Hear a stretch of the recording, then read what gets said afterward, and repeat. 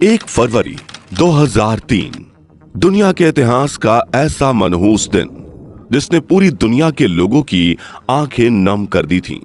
इस दिन STS 107 में सवार कल्पना चावला और उनके 6 क्रू मेंबर्स की पृथ्वी पर लौटने के वक्त स्पेस शटल के साथ जलकर जान चली गई थी।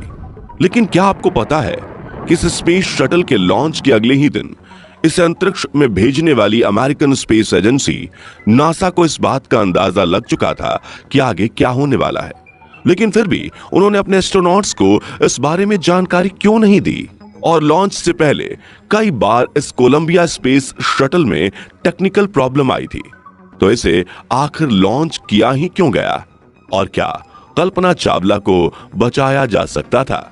अगर आपके जहन में भी इस स्पेस मिशन को लेकर ये सवाल आते हैं तो पूरा वीडियो जरूर देखिएगा। सबसे पहले बात करते हैं कि 17 मार्च 1962 के दिन हरियाणा के छोटे से जिले करनाल में जन्मी कल्पना ने अपने जीवन में अमेरिकन एस्ट्रोनॉट बनने का सफर तय कैसे किया था। 4 भाई बहनों में सबसे छोटी कल्पना बचपन से ही स्पेस में जाना चाहती थी। उन्होंने अपनी प्राथमिक शिक्षा टैगोर बाल निकेतन स्कूल से की, जिसके बाद कल्पना ने पंजाब इंजीनियरिंग कॉलेज चंडीगढ़ से एरोनॉटिकल इंजीनियरिंग में पढ़ाई शुरू की। साल 1976 में एरोनॉटिकल इंजीनियरिंग में बैचलर की डिग्री हासिल करके कल्पना देश की पहली एरोनॉटिकल इंजीनियर बनी। साल 1984 में कल्पना ने अमेरिका की यूनिवर्सिटी ऑफ टेक्सास से एरोस्पेस इंजीनियरिंग में मास्टर्स की डिग्री की। इस दौरान उन्हें जिन पियरे हैरिसन से प्यार हुआ और 1983 में दोनों ने शादी कर ली। फिर 1988 में कल्पना ने यूनिवर्सिटी ऑफ कोलोराडो में एरोस्पेस इंजीनियरिंग में PhD की पढ़ाई पूरी की। उसी साल उन्होंने नासा एम्स रिसर्च सेंटर में काम करना शुरू किया। 1991 में कल्पना को अमेरिका की सिटीजनशिप मिल गई और कल्पना की मेहनत और दृढ़ निश्चय देख नासा ने 1994 में उन्हें अंतरिक्ष यात्रियों के 15वें समूह में शामिल किया। 19 नवंबर 1997 के दिन अपने 6 क्रू मेंबर्स के साथ कोलंबिया स्पेस शटल में बैठ कल्पना ने पहली अंतरिक्ष उड़ान भरी। STS 87 नासा से जाने वाले इस मिशन के दौरान कल्पना ने स्पेस में 15 दिन और 16 घंटे बिताए और 5 दिसंबर 1997 के दिन इस स्पेस शटल ने धरती पर सक्सेसफुल लैंडिंग की। इस मिशन को पूरा करने के साथ ही कल्पना चावला अंतरिक्ष में जाने वाली पहली भारतीय महिला बन चुकी थी। कल्पना के इस मिशन की सफलता देखते हुए 2001 में नासा ने कल्पना को एक और स्पेस मिशन के लिए चुना, जिसे STS 107 नाम दिया गया। लेकिन इस मिशन के दौरान यूज किए जाने वाले कोलंबिया स्पेस शटल में बार बार आ रही तकनीकी खराबियों की वजह से इसके लॉन्च को पूरे 18 बार पोस्टपोन किया गया था। 2 साल तक नासा ने इस शटल में आ रही अलग अलग खराबियों को ठीक किया, लेकिन नासा ये मानने को तैयार नहीं थी कि ये शटल स्पेस मिशन के लिए फिट नहीं है।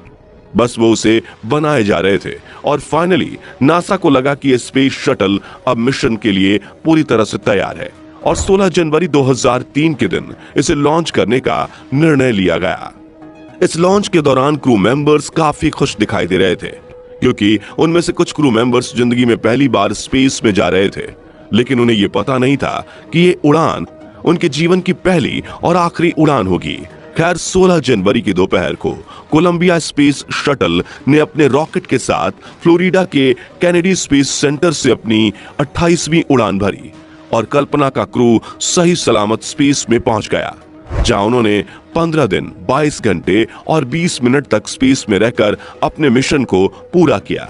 और 1 फरवरी 2003 के दिन जब कोलंबिया स्पेस शटल अंतरिक्ष से धरती के लिए रवाना होकर तेजी से धरती के एटमॉस्फेयर में दाखिल होता है और उस पर वायुमंडल की गैसों का प्रेशर और घर्षण बढ़ता है, जिससे कुछ ही सेकंड में कोलंबिया स्पेस शटल एक आग के गोले में तब्दील हो जाता है और अपने अंदर मौजूद क्रू मेंबर्स के साथ जलकर राख हो जाता है। शुरुआत में तो इस दुर्घटना के पीछे का कारण अनजाने में हुई क्रू मेंबर्स की कोई गलती को माना जा रहा था, लेकिन जब इस मामले की तह तक जाने के लिए इन्वेस्टिगेशन शुरू हुई तो ऐसा सच सामने आया जिसने लोगों के होश उड़ा दिए। इस जांच के मुताबिक जब कोलंबिया स्पेस शटल अपने रॉकेट के साथ उड़ान भर रहा था, तभी उसके एक्सटर्नल फ्यूल टैंक की बाहरी सतह पर लगाए हुए इंसुलेशन फोम का बड़ा सा टुकड़ा करीब 800 किलोमीटर की रफ्तार से शटल के लेफ्ट विंग में जा टकराता है, जिससे उस विंग पर लगी रीइंफोर्स्ड कार्बन यानी आरसीसी की कोटिंग में 10 इंच गहरा गड्ढा बन जाता है। लॉन्च के दौरान तो इस घटना पर किसी की नजर नहीं जाती। हालांकि लॉन्च के दूसरे दिन नासा के inspector photo walking group division को इस घटना के बारे में पता लग चुका था, लेकिन फिर भी उन्होंने एस्ट्रोनॉट्स को इस बारे में कोई जानकारी नहीं दी। लेकिन ऐसा क्यों? क्या ये उनकी लापरवाही थी? और क्या कल्पना चावला और उनके क्रू मेंबर्स की जान बचाई जा सकती थी? लेकिन उसे समझने से पहले इसके साथ जुड़ी बेसिक टर्म्स को समझना होगा।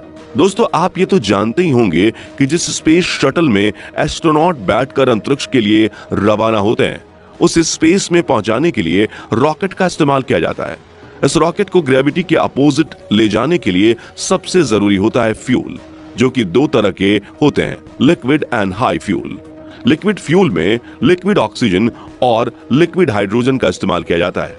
ये दोनों ही ईंधन बहुत ही कम टेम्परेचर में ही लिक्विड फॉर्म में होते हैं, इसलिए इनका टेम्परेचर मेंटेन करने के लिए इसे एक्सटर्नल फ्यूल टैंक में भरा जाता है, जिसे अंदर और बाहर दोनों तरफ से इंसुलेशन फोम से कवर किया जाता है, ताकि बाहरी गर्मी इस फ्यूल पर असर ना करे। इस फ्यूल टैंक और रॉकेट के साथ स्पेस शटल को अटैच किया जाता है और बाहरी गर्मी से स्पेस शटल को नुकसान ना हो, इसलिए इस पर अनेक तरह की कोटिंग मटेरियल का इस्तेमाल किया जाता है, जिन्हें छोटी छोटी टाइल्स का आकार देकर शटल पर लगाया जाता है। स्पेस शटल के ऊपरी हिस्से में लगी व्हाइट टाइल्स इसे 1200 डिग्री तापमान से बचाती है। वहीं इसके निचले हिस्से में लगी डार्क टाइल्स इसे करीब 2300 डिग्री की हीट से बचाती है। और रॉकेट से निकल रही गर्मी का सबसे ज्यादा असर शटल के विंग्स पर होता है, जिसे गर्मी से बचाने के लिए इन पर आरसीसी की टाइल्स लगाई जाती है, जो इसे करीब 3000 डिग्री की हीट से बचाती है। और कोलंबिया स्पेस शटल के लॉन्च के दौरान हुई दुर्घटना से इसके विंग के इसी आरसीसी पैनल में करीब 10 इंच का छेद हो जाता है। अब 1 फरवरी 2003 के दिन जब कोलंबिया स्पेस शटल में कल्पना चावला और उनका क्रू पृथ्वी के वायुमंडल में दाखिल होता है, तो घर्षण से गर्म हुई हवा शटल के विंग में हुए इस छेद के कारण उसकी अंदरूनी सतह तक पहुंचने लगती है, जिससे हर तरफ से शटल को डैमेज होने लगता है। और अचानक से शटल में सवार एस्ट्रोनॉट्स को एक खतरनाक झटका लगता है और शटल में ऑक्सीजन लेवल ड्रॉप होने लगता है, जिससे उन्हें सांस लेने में दिक्कत होने लगती है और ऑक्सीजन की कमी के कारण वे सभी बेहोश हो जाते हैं। इस दौरान शटल में हवा का भारी दबाव होने की वजह से उनके शरीर का तापमान काफी बढ़ जाता है और शरीर में मौजूद खून उबलने लगता है, जिससे शटल के ब्लास्ट होने से पहले ही उनकी बेहोशी में ही मौत हो जाती है। जिसकी कुछ देर बाद हीट से शटल भी एक आग के गोले में तब्दील हो जाता है और अपनी इस आखिरी उड़ान में जलकर राख हो जाता है। तो क्या इस घटना को वाकई में टाला जा सकता था? तो इस पर डेविड बेकर, जिन्होंने शटल प्रोग्राम में काम किया था, उनकी थियरी के मुताबिक स्पेस शटल का तो पता नहीं, लेकिन क्रू मेंबर्स को बचाया जा सकता था। उनके मुताबिक नासा अगले ही महीने यानी कि 1 मार्च को अटलांटिस नाम का एक और स्पेस शटल लॉन्च करने वाला था। और अगर नासा इस दुर्घटना को शुरू में ही सीरियसली लेता तो इस शटल की प्रिपरेशन को 6 हफ्तों की जगह 4 हफ्तों में फिनिश करके इसे रेस्क्यू मिशन के लिए लॉन्च किया जा सकता था। और कोलंबिया स्पेस शटल की बात करें तो इसमें एस्ट्रोनॉट को 30 दिनों तक जिंदा रखने जितना सप्लाई भी था। वैज्ञानिक की इन्हीं थियरीज की वजह से नासा पर कई सवाल खड़े हुए थे। आखिर उन्होंने इस घटना को सीरियसली क्यों नहीं लिया? तो इसी घटना पर लिखी विलियम हारवुड और माइकल केबीज की बुक कॉम चेक के मुताबिक नासा के इंस्पेक्टर फोटो वॉकिंग ग्रुप और डेब्रिस असेसमेंट टीम ने लॉन्च के 3 दिन के अंदर नासा के स्पेस शटल प्रोग्राम ऑफिस की मैनेजर लिंडा हैम से यह गुजारिश की थी कि वो डिपार्टमेंट ऑफ डिफेंस को कांटेक्ट करके उन्हें इंसुलेशन फोम के टकराने वाली दुर्घटना की हाई रेजोल्यूशन इमेज मंगवाए। लेकिन लिंडा हैम ने दोनों ही ग्रुप्स की गुजारिश को यह कहकर टाल दिया था कि यह इतना सीरियस इशू नहीं है। हालांकि लिंडा हैम से फोटोज की रिक्वेस्ट रिजेक्ट होने के बाद नासा की डेब्रिस असेसमेंट टीम ने कंप्यूटर सिमुलेटर की मदद से यह अंदाजा लगाया था कि जब 2 फीट लंबा और 1 फीट चौड़ा इंसुलेशन फोम का टाइल 800 किलोमीटर की रफ्तार से जब विंग से टकराता है तो कितना डैमेज होगा। जिससे वो ये बता पाए थे कि धरती पर वापस आते वक्त शटल को हीट डैमेज का सामना करना पड़ सकता है। लेकिन असली और नकली में तो फर्क होता ही है, इसलिए वो इस बात का अंदाजा नहीं लगा पाए कि आखिर कितना हीट डैमेज हो सकता है।